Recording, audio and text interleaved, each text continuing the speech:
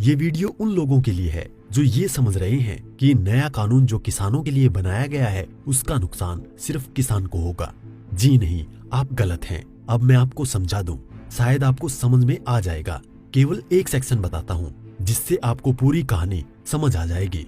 जो contract farming है, उस कॉन्ट्रैक्ट फार्मिंग की धारा 3, उसमें जो है जो एग्रीमेंट होगा किसान और व्यापारी के बीच में, मैं उसके बारे में बताता हूँ। आप समझ जाएंगे, उसके बाद कुछ बताने की जरूरत नहीं पड़ेगी। उस धारा 3 में लिखा है कि किसान और व्यापारी के बीच में एग्रीमेंट होगा। उसमें यह लिखा जाएगा, नंबर 1, किसान को अपनी जमीन पर कौन सी फसल उगानी होगी। नंबर 2, उस फसल का ग्रेड क्या होगा, स्टैंडर्ड क्या होगा और उसकी क्वालिटी क्या होगी। नंबर 3, उस फसल को उगाने के लिए जो बीज होगा, जो खाद होगा, जो कीटनाशक होंगे, जो मशीनरी होगी, जो तकनीक होगी, उसे वो व्यापारी जिसके साथ समझौता हो रहा है वो देगा। उसके बाद उसी एग्रीमेंट पर लिखा जाएगा उसकी कीमत क्या होगी। जो फसल उगाएगा, जब फसल पक के तैयार हो जाएगी तो किस कीमत पर व्यापारी खरीदेगा, ये भी लिखा जाएगा। साथ में ये भी लिखा जाएगा कि इस फसल की कितनी बार चेकिंग होगी। तो बोते समय जब फसल बढ़ रही होगी उस समय, और जब फसल कट के व्यापारी खरीदेगा उस समय, 3 समय उसकी चेकिंग होगी। अब मैं आपको समझाता हूँ एक बहुत मोटे से उदाहरण से। समझो, ये मानिए कि इस कानून के हिसाब से पूरे देश की जमीन, पूरे देश के जो किसानों के पास जमीन है, उसका जो व्यापारी है उनसे एग्रीमेंट हो गया। व्यापारियों से एग्रीमेंट होने के बाद सारी जो फसल है वो कहाँ जाएगी, व्यापारी के घर में। इसका मतलब ये हुआ कि सरकार के पास खरीदने के लिए एक दाना नहीं बचेगा। सारी की सारी फसल व्यापारी खरीद के ले जाएगा। और व्यापारी कितनी फसल खरीद सकता है, पहले उस पर प्रतिबंधता थी। अब आवश्यक पशु अधिनियम से वो बैरिकेड हटा दिए गए हैं। यानी कि जो एक लगा रखा था बैरियर कि इससे ज्यादा नहीं खरीद सकते, लिमिट लगा रखी थी, लिमिट को खत्म कर दी। इसका मतलब व्यापारी जितनी चाहे फसल खरीद के अपने गोदाम में रख सकता है। अब मानिए कि पूरी फसल किसान से व्यापारी के घर चली गई, तो आप थोड़ा सा पीछे आइए। 2013 में इस सरकार ने संसद में कानून बनाया था इस देश के गरीब लोगों के लिए। 82 करोड़ गरीब लोगों के लिए नेशनल फूड सिक्योरिटी एक्ट यानी राष्ट्रीय खाद्य सुरक्षा कानून के तहत 82 करोड़ लोगों को 3 रुपए किलो चावल, 2 रुपए किलो गेहूं और 1 रुपए किलो मोटा अनाज देना था। अब मैं आपसे सवाल पूछता हूँ, अब समझिए, आप सब कुछ जब सारा अनाज व्यापारियों के पास चला गया, सरकार के पास कुछ नहीं है, तो सरकार इन 82 करोड़ लोगों को कहां से अनाज दिलाएगी, पहले तो ये बताएं। इसका मतलब जो 82 करोड़ गरीब सरकार की मदद पर निर्भर था वो खत्म हो गया।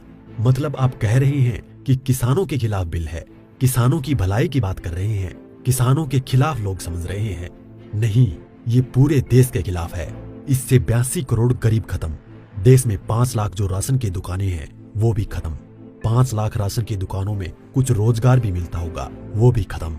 अब इसके बाद आप आ जाइए कि जब किसान को सारी चीजें, जो खाद भी है, बीज भी है, कीटनाशक भी है, मशीनें भी हैं, तकनीक भी है, वो व्यापारी जिससे समझौता हुआ है वो ही देगा। तो जो व्यापारी ये काम करते हैं, कोई खाद बेचता है, कोई बीज बेचता है, कोई मशीन बेचता है, तो कोई कीटनाशक बेचता है, वो व्यापारी भी खत्म। तो आपने व्यापारी खत्म कर दिए, गरीब मजदूर खत्म कर दिए, और किसानों को आपने बंधक बना दिया, मजदूर बना दिया, गुलाम बना दिया। कैसे? अब मैं बताता हूँ। जब किसान की जमीन पर एग्रीमेंट हो गया तो किसान चाहकर भी अपनी जमीन में मानो मक्का बोए हुए है, मक्के से एक बोटा तोड़ के नहीं खा सकता। आज की तारीख में तो खेत में जाओ और एक नहीं 10, 20, 50 जितने भुट्टे तोड़ के खाने हैं खाओ, खूब सेक के रिश्तेदारों को भी ले जाओ। साथ में गन्ना अगर बो रखा है, एक गन्ना नहीं खा सकता। क्यों? क्योंकि व्यापारी से समझौता है। अगर एक गन्ना टूट लिया तो फिर उसके बाद व्यापारी से लड़ते रहो, आप एसडीएम के यहाँ, एडीएम के यहाँ। मतलब ये है कि अपनी ही जमीन पर किसान अपने लिए, अपने बच्चों के लिए अगर मन करता है, जो फसल किसानों ने उगाई है, किसानों की मेहनत है, उसमें से एक दाना नहीं ले सकता। ऐसे कानून का क्या करेगा किसान? और इस कानून ने व्यापारी खत्म कर दिया, इस कानून ने मजदूर खत्म कर दिया, और साथ में जो किसान है, किसान को इतनी भी मोहलत नहीं दी गई। आज की तारीख में तो किसान किसी भी जगह से दूर जाकर, यहाँ से ठीक नहीं मिला तो वहां से ले, वहां नहीं मिला तो वहां से ले, यहाँ से कम नहीं मिला तो यहाँ से ले। खाद और बीज अपनी मर्जी से ले सकता है, इसके बाद नहीं, इसके बाद तो व्यापारी ही देगा। इसका मतलब ये हुआ कि चंद व्यापारियों के हाथ में पूरा देश जाने वाला है।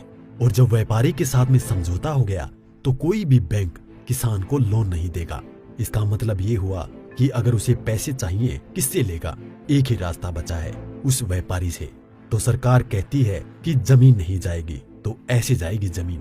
और उसी व्यापारी से जब वो कर्जा लेगा, धीरे धीरे कर्जा बढ़ता चला जाएगा और कर्जा बढ़ता चला जाएगा, व्यापारी का ब्याज बढ़ता चला जाएगा।